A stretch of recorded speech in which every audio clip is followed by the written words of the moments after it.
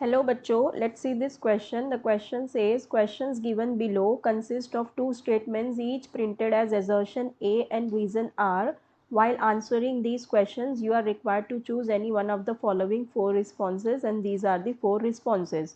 Assertion says SNO is more reactive towards acid than SNO2, and the reason says both SNO and SNO2 are amphoteric oxides.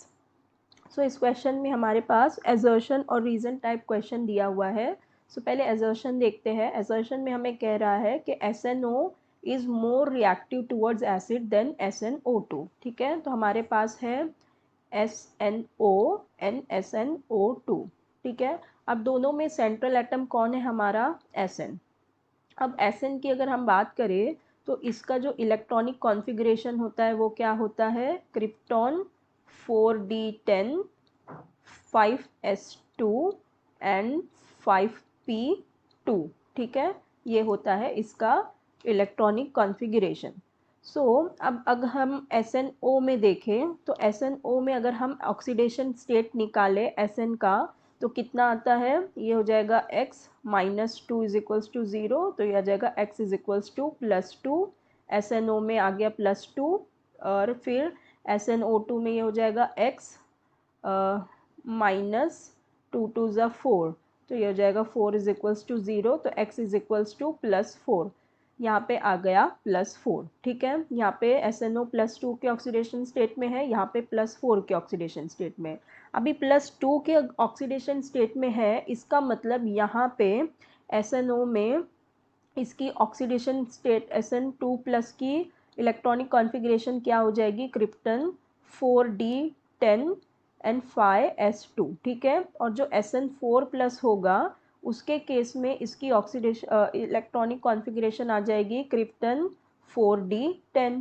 ठीक है, अब अगर हम यहाँ देखें तो इस केस में हमारा जो ये SN है, इसका जो लास्ट शेल में ये डी शेल क्या हो रहा है? कम्प्लीटली फिल्ड हो रहा है. ठीक है, जो हमारा डी शेल है ये क्या है?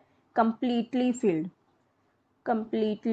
फिल्ड हो रहा है. और हमें पता है जिसका लास्ट शेल में जो कम्प्लीटली फिल्ड होता है ऑर्बिटल, वो क्या होता है? वो ज़्यादा स्टेबल हो जाता है.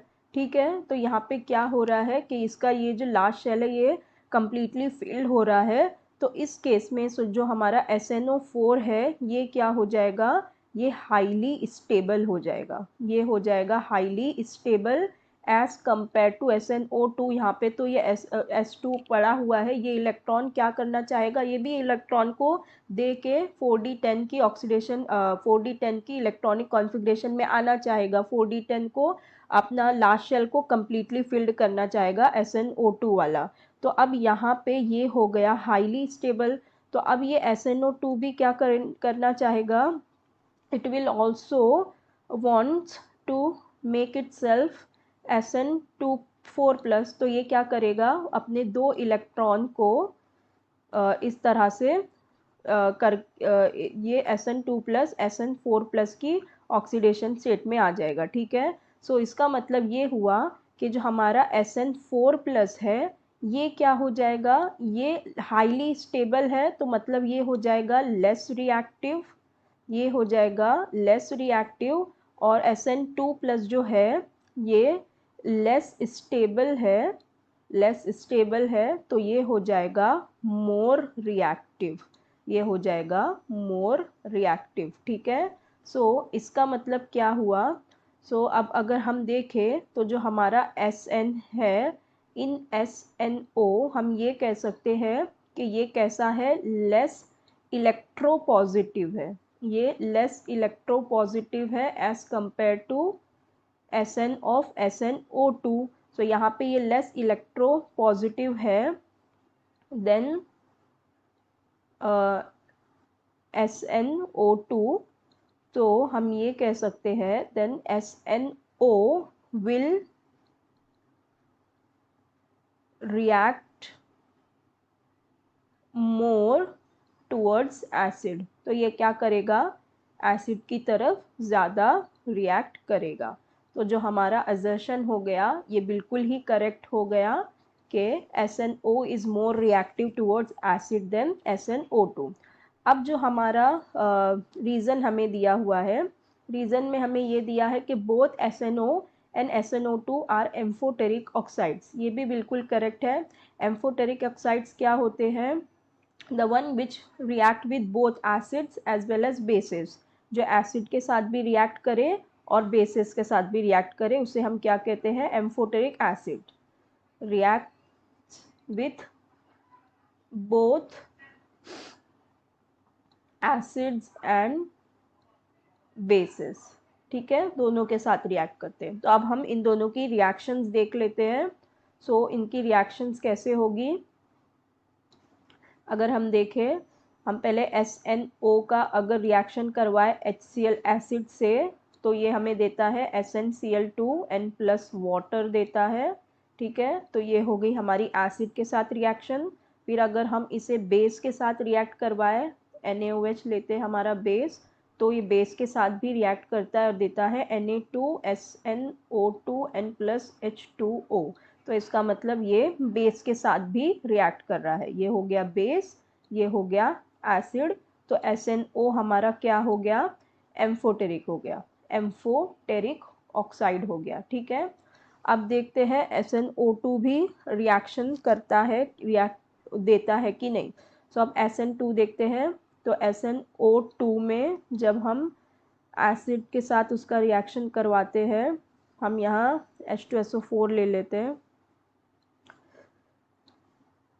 तो अगर हम H2SO4 ले लें और इसका रिएक्शन करवाएं, ये हमें देगा यहाँ पे SnSO4 2n प्लस 2H2O दे देगा ये हमें, ठीक है।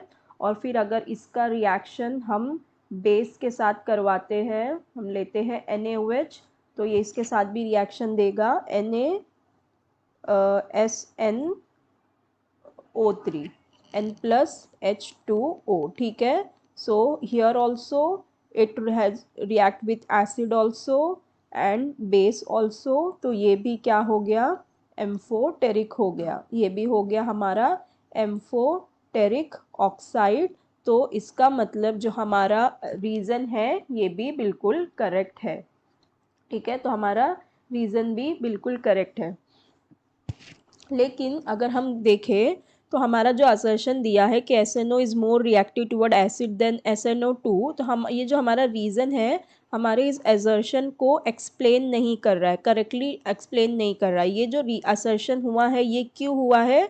क्योंकि SN2 प्लस क्या है? लेस रिएक्टिव है, लेस स्टेबल है, इसलिए वो मोर रिएक्टिव है। और SN4 प्लस मोर स्टेबल है, इसलिए लेस रिएक्टिव है। तो इसका रीज़न ये होना चाहिए था।